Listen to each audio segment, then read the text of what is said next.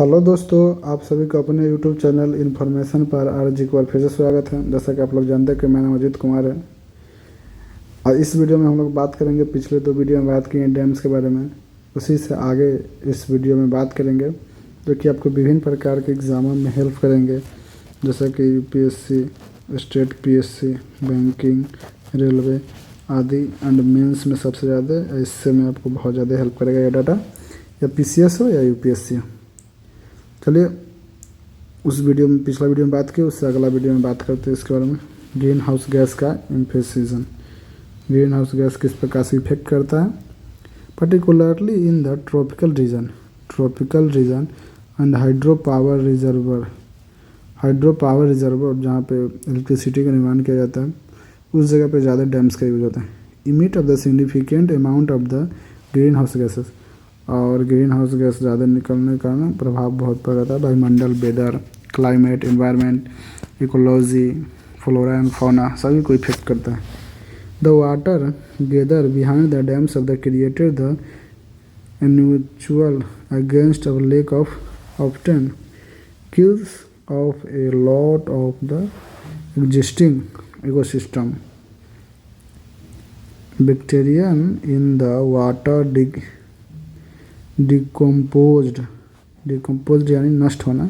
Water में बहुत सारा वस्तुएं, अच्छा विभिन्न प्रकार के मल मूत्र डिस्ट्रॉय हो जाते हैं। The plants and the generate of the carbon dioxide, और डिस्ट्रॉय होने के कारण कार्बन डाइऑक्साइड उसमें से गैस निकलती है और मीथेन गैस निकलती है, जिससे वायुमंडल को बहुत ज़्यादा ही अफेक्ट करती है, जिसे ग्रीन हाउस गैस भी कहते हैं। Methane reservoirs account the 4% of the all human causes climate change of the compare climate of impact of the aviation sector में भी इफेक्ट करता है। Is the some cases of the hydro power project are the producing higher emission and coal-fired power generation and same amount of electricity plant. The Chopra committee, ऊपर के video में आप लोगों को बताया था चोपड़ा कमेटी को। देखिए चोपड़ा कमेटी क्या स्टेप्स लेके और क्या सुझाव दिए हैं, किस प्रकार से बताया है कि किस प्रकार से डैम्स का बेनिफिट एंड किस प्रकार से ह्यूमंस के रिसोर्सेज को बढ़ाया जा सकता है, इसके बारे में बात करें। The committee appointed of the ministry of environment and the forest, ये इंपॉर्टेंट है, याद रखें, कभी कभी पूछा जाता है वनडे एग्जाम में, पीसीएस में तो ये जरूरी है। Ministry of environment and forest, now the ministry of environment and forest and climate change, जो कि अभी नाम बदल के इन्वायरमेंट एंड क्लाइमेट चेंज कर दिया गया,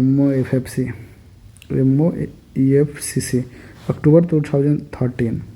Following the Supreme Court saw moto order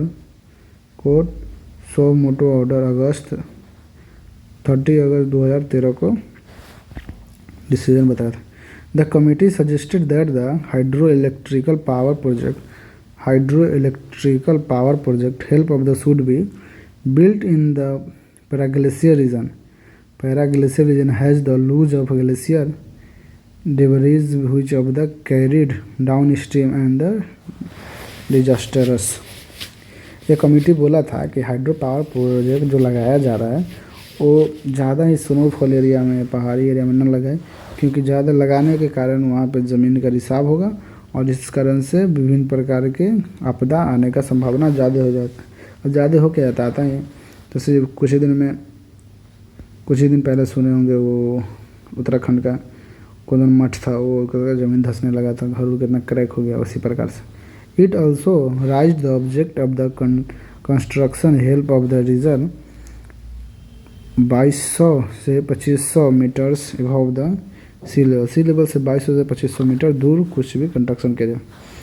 इसका वे फॉरवर्ड क्या होगा, इसके बारे में बात करते हैं। प्रोफेयरिंग of the विएबल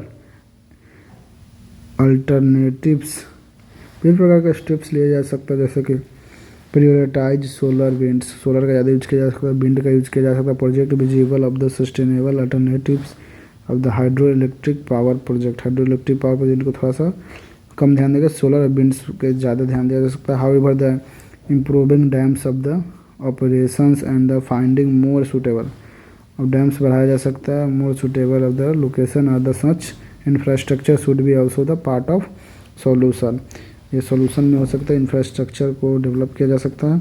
India should be the stead of the focus technologies of the pumped strongs batteries and hydrogen for the balancing the grid, और Mishra technological became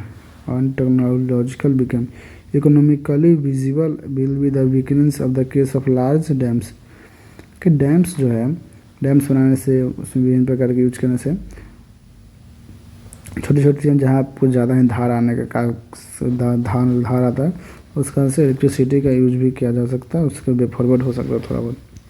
timely inspection of dams को टाइम पे उसको इंस्पेक्शन किया जाए, उसका जांच किया जाए कि किस प्रकार से वर्क कर रहा है, किस किस चीज़ की कमी है, दुर्घटना होने का संभावना कितना है, अच्छे से रहने का संभावना कितना है, इस प्रकार से इंस्पेक्शन करना बहुत जरूरी है। Evident that the state focusing of the building new dams, नया डैम्स बनाया जा रहा है, there are the needs look of the under performance of the existing project, इस प्रोजेक्ट को ध्यान से देख के अंडर परफॉर्मेंस में उसको ध्यान दे के वर्क कराया जाए, जो कि किसी दुर्घटना से होने से पहले इसको बचे।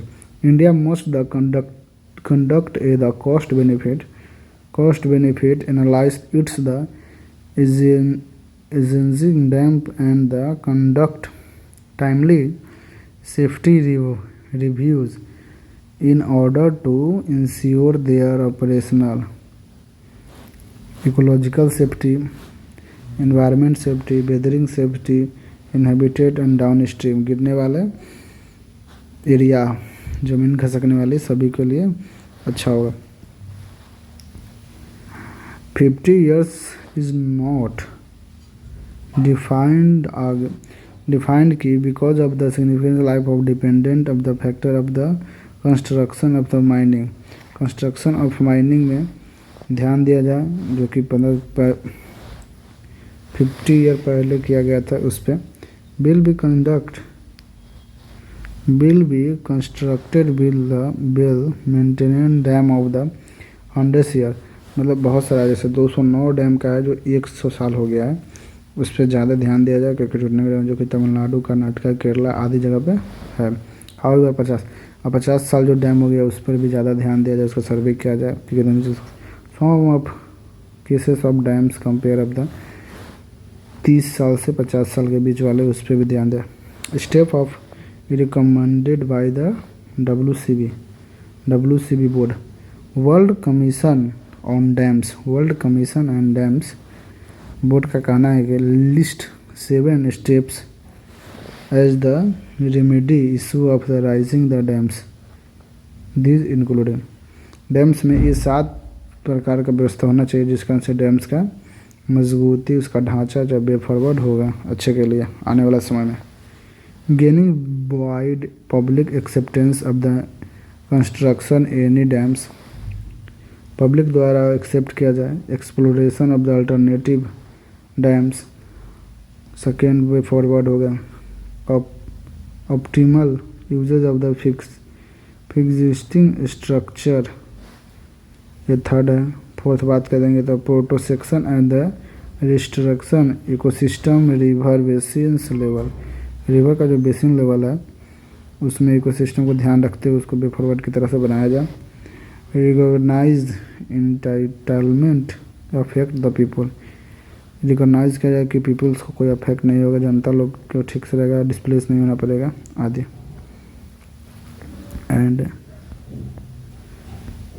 और देख सकते हैं छठा है कि complaints with the applicable regulation, अगर कंप्लेंट्स आने पर उसको रेगुलेट किया जाए, देखा जाए। एंड सातवां देख सकते हैं कि regional compression of the trans boundary river compression है ट्रांस बाउंड्री रिवर। और बचा हुआ इन्फॉर्मेशन को अगले वीडियो में बात करेंगे। ये अपना प्यारा भारत, जो कि हिमाचल प्रदेश में बहुत सारा डैम्स बना है, इधर पंजाब में भी बना, हरियाणा में भी बना है, फिर इधर जाएंगे तो आसाम से एक बना है, फिर बिहार वार में तो है ही नहीं, तो बिहार हर साल बह जाता है। नीचे आएंगे तो तमिलनाडु से विभिन्न सब डैम बनाए गए हैं। अगर आप लोगों को ये वीडियो अच्छा लगे तो प्लीज़ चैनल को सब्सक्राइब करें, बेल आइकन प्रेस करें, लाइक करें तथा कमेंट करें और दोस्तों के साथ शेयर करें। इससे बचे डाटा को अगले वीडियो में आप लोगों के लाएंगे, बात करेंगे। आप सभी को धन्यवाद।